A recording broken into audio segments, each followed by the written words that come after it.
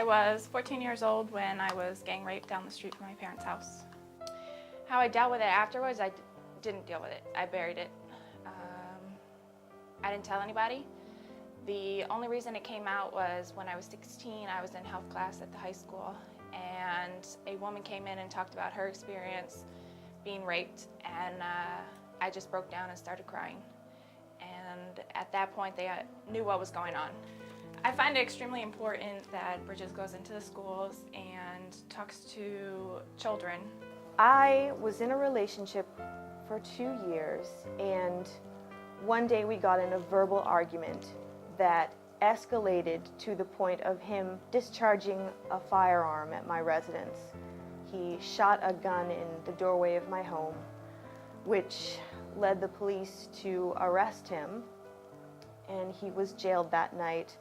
The police brought me in for questioning, and at the end of the questioning, they gave me a brochure for Bridges and said, you know, this is a free service.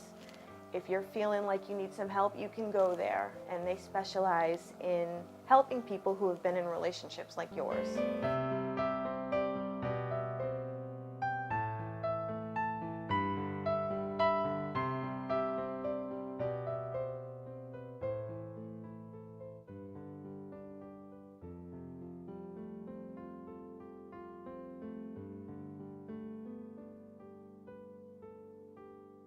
I was abused by my mother's boyfriend. It started when I was 4 and ended when I was around 12. He was physically abusive as well as sexually, emotionally. So it was like I always knew that it was going to be a bad day. Like I could just look at him and just know, or he would act like a certain way and I would know it's going to be a bad day. And you know, a 4, 5, 6-year-old shouldn't be able to look at their parent and be like, or somebody who's supposed to be caring for them and know that it's going to be bad and I need to be as good as I can to make it not be as bad as it can be. It started when I was 3 years old. My mother sold me for sex and to elderly men and neighbors. I was married twice, and I have 4 wonderful children from the first marriage, and he was very abusive. He held a gun to my head and raped me.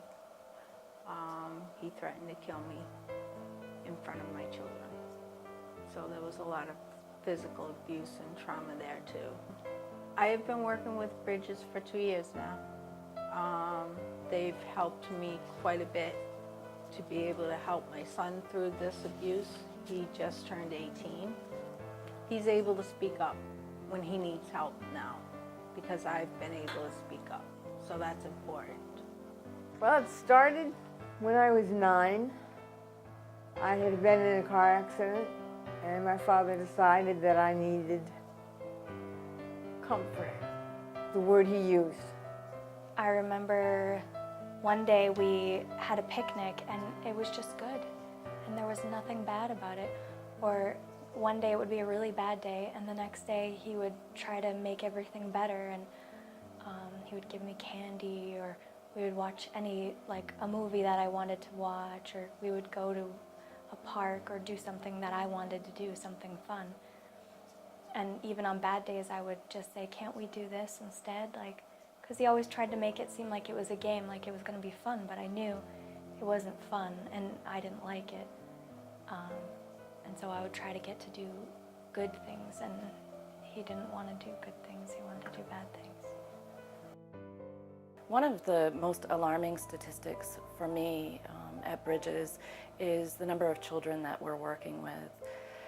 Last year in 2010, we worked with 100 children who had experienced or witnessed domestic violence, and we worked with approximately 200 children who were victims of sexual abuse. And to me, that's just so alarming, but it's also an opportunity.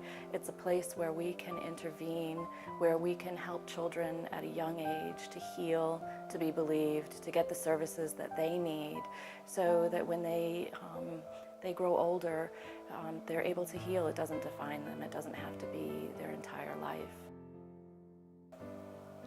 I wish that women didn't hold it in and they spoke of their story and they broke the silence and the cycle. I struggled with it for a long time. I blamed myself.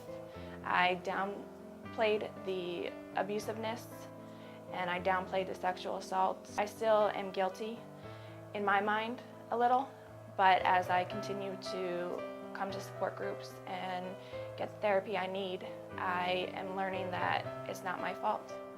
We don't understand what domestic violence is, and we don't understand what abusive relationships are because no one talks about them. I never heard of Bridges before I was in an abusive relationship. Bridges is a really important service in our community. We're there 24 hours a day, 365 days a year for people at the moment that they need us. And we last year served approximately 2,700 people in our community. That's the equivalent of seeing 7 new people a day.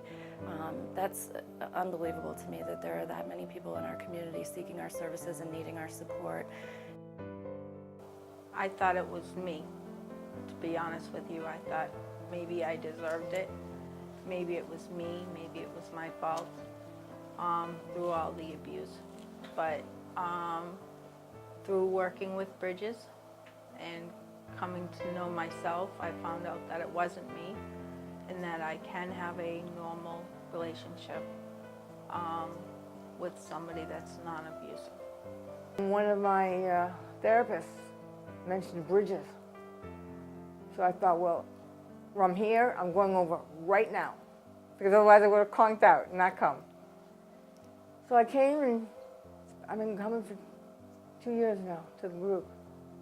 It's been really good. It's been really helpful. I always looked for someone to believe me, and I told my mom and she didn't believe me, and that was really hard. And I think if I had somebody that believed me like I do now, I have plenty of people that believe me, I think life would have been a lot better and it would have stopped. I mean, it went on for a long time and I just felt like I had no one. I felt really alone, and that's one thing that I've found in Bridges, that I'm not alone, that there's other people, unfortunately, that this has happened to. I wanted help. I was tired of living in my story and having it just take over my life. And I didn't want the perpetrators to win, and I wanted to take back control. And I came to Bridges, and I've been here ever since. Bridges has provided me with the resources to start healing. And most importantly, I felt strengthened to finally speak out about abuse and to tell anyone who will listen that it's wrong, and any female who's in an abusive relationship, that it's not her fault. You know, we just got a card from a young woman that we work with a few days ago, and it's on the occasion of her 25th birthday.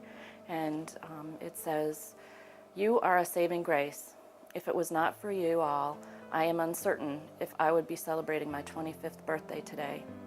I have pink back in my cheeks and hope in my heart again. All of this would not be true if you hadn't unlocked the doors and allowed me in. You are showing me I am worth something, that I am beautiful inside and out. You will never know how much you have all impacted my life. I will forever be grateful for each and every one of you. Forever with love." This to me is why I come to work every day. We do save lives. We do make a difference in people's lives. And this year is particularly difficult. We're losing $108,000 to help people like this in our Milford office specifically, and in our child advocate program. And I just can't even imagine not being able to provide those services because of money, having to turn people away because of money, having to say to somebody, no, we can't provide you these services. It would be devastating, not only to the people that we work with, but to the community. I associate the words empowerment and acceptance with Bridges, because women will find both when they come to Bridges. The only one that comes to my mind is peace, peaceful. Because I walk in here and say, familiar. They can help. Hope and love.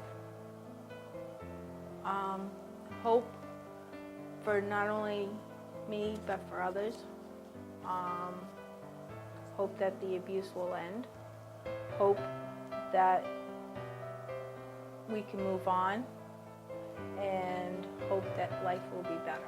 And love, because they showed nothing but love and support. Safe. I feel safe here. I would have to say wholeness. It has given me tools to fill the black hole that's inside.